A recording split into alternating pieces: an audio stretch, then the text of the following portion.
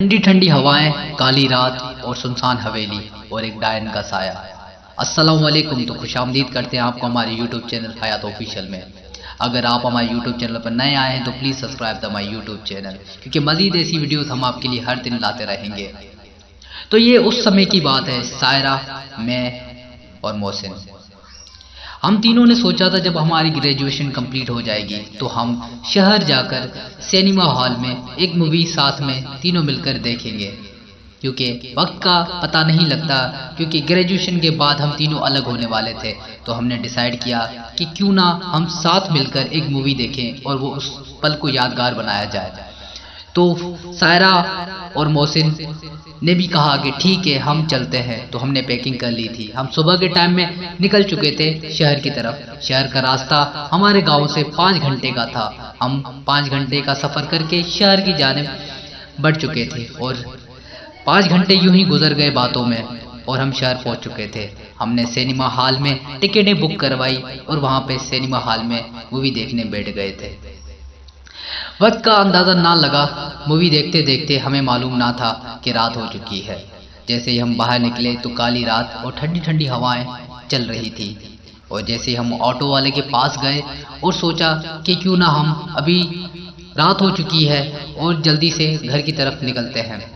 तो हम जैसे ही ऑटो वाले के पास गए, ऑटो वाले ने कहा कि हम इस वक्त स्टेशन पे नहीं जा सकते क्योंकि वो रास्ता बहुत सुनसान है। तो हमने सोचा कि कोई ऑटो वाला नहीं चल रहा, क्यों ना हम पैदल ही, आधे घंटे की दूरी पे स्टेशन था, क्यों ना हम पैदल ही चलते हैं उस तरफ। तो मैंने मोहसिन को मना ही किया था कि सायरा को लेकर नहीं चलते, क्योंकि वो लड़की है। रात के टाइम में हम किधर भी ठहर जाते, मगर सायरा और मोहसिन ने मेरी एक ना सुनी और वो सायरा को साथ लेकर आ गया था।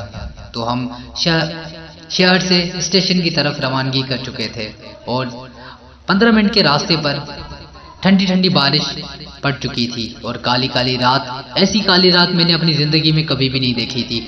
मैं थोड़ा डरा हुआ था, मोहसिन भी थोड़ा डरा हुआ था। सायरा को हम हौसला दे रहे थे क्योंकि हम लड़के थे, तो हम अपने डर को अंदर ही छुपाए बैठे हुए थे। तो हमने यूँ सोचा, बहुत तेज़ बारिश हो चुकी थी, हमने सोचा कि किसी घर पे पनाह लेते हैं और एक रात वहीं पे गुजारते हैं।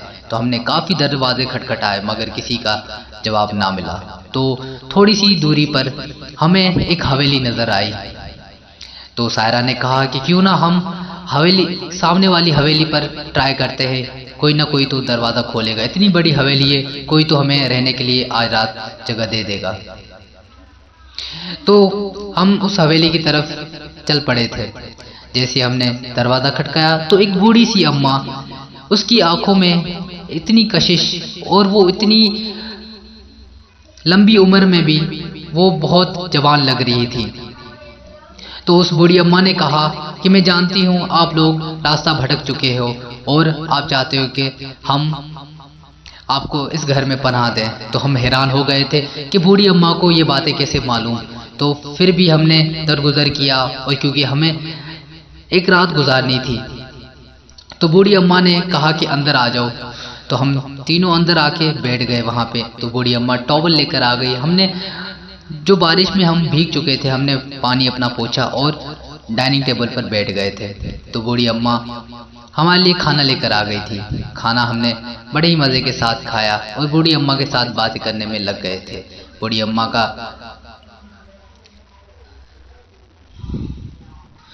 अम्मा का लहजा बहुत डरावना था। बहुत अजीब माहौल उस घर में पैदा हो रहा था। मुझे अजीब सा लग रहा था कि कोई इस घर में है। कोई काले से साए यहाँ वहाँ भटक रहे थे, मुझे नज़र आ रहे थे। मगर मोहसिन और सायरा बिल्कुल मदहोश हो चुके थे। उनको कुछ भी मालूम ना था कि उनके साथ क्या हो रहा है, मगर मुझे सब दिखाई दे रहा था क्योंकि मैंने अल्लाह का लॉकेट पहना हुआ था। तो बूढ़ी अम्मा की आंखों की कशिश मुझ पे वो हावी नहीं हो रही थी। तो खाना खाने के बाद जैसी बूढ़ी अम्मा चाय के कप 3 लेकर आ गई, तो हमने जैसे ही चाय के कप उठाए तो मोहसिन और सायरा चाय पीना शुरू कर दिया था उन्होंने। तो मैंने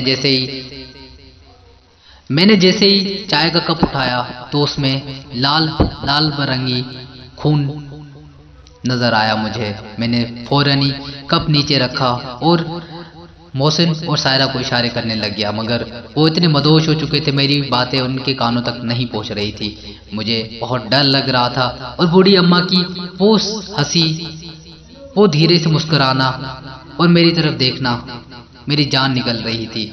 मैंने जैसे तैसे करके उस चाय को फेंका और मोहसिन को कहा कि मोहसिन, ये डायन है क्योंकि इसके पैर भी उल्टे हैं। और जैसे ही हमने बहाना करके उसको बोला कि अम्मा हमें और भी एक कप चाय का चाहिए, तो बूढ़ी अम्मा जैसे ही किचन में गई, मैंने उनको सारी बातें, सारी हकीकत बता दी कि ये चुड़ैल है और ये हमें खाना चाहती है। तो मोहसिन और सायरा भी डर गए थे और उनको भी पूरी बात समझ आ गई थी इस हवेली का राज क्या है, क्योंकि इस हवेली का राज ये था, कुछ समय पहले इस डायन को इस घर में जलाया गया था और ये इंसानों की भूखी थी। जो भी राह चलता भटक जाता था वो उसको खा के अपना पेट भरती थी। जैसे ही बूढ़ी अम्मा किचन की तरफ चली गई थी तो मैंने सोचा और मोहसिन और सायरा को बताया कि हम दर की तरफ भागते हैं और दरवाज़ा खोलकर हम सीधा भाग के कहीं दूर चले जाते हैं। तो हमने जैसे ही दौड़ लगाई दरवाजे की तरफ तो दरवाज़ा बंद था। हम बहुत परेशान हो गए, दरवाजे को खींचने की और तोड़ने की कोशिश की और खोलने की कोशिश की, मगर दरवाज़ा बिल्कुल भी नहीं खुला। तो सायरा की नज़र विंडो की जाने पड़ी तो विंडो खुला हुआ था। तो मोहसिन ने कहा कि जल्दी से इस विंडो से निकल के भागो। तो मोहसिन और सायरा और मैं, हम तीनों ने दौड़ लगाई और भागते रहे। हम 15-20 मिनट तक लगातार भागते रहे। हमारी सांसें फूल चुकी थी, हमारे पसीने निकल चुके थे।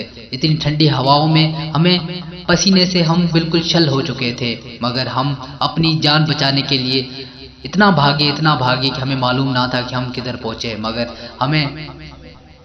हम उस तरफ भागे जहां से हम वापस आए गए थे।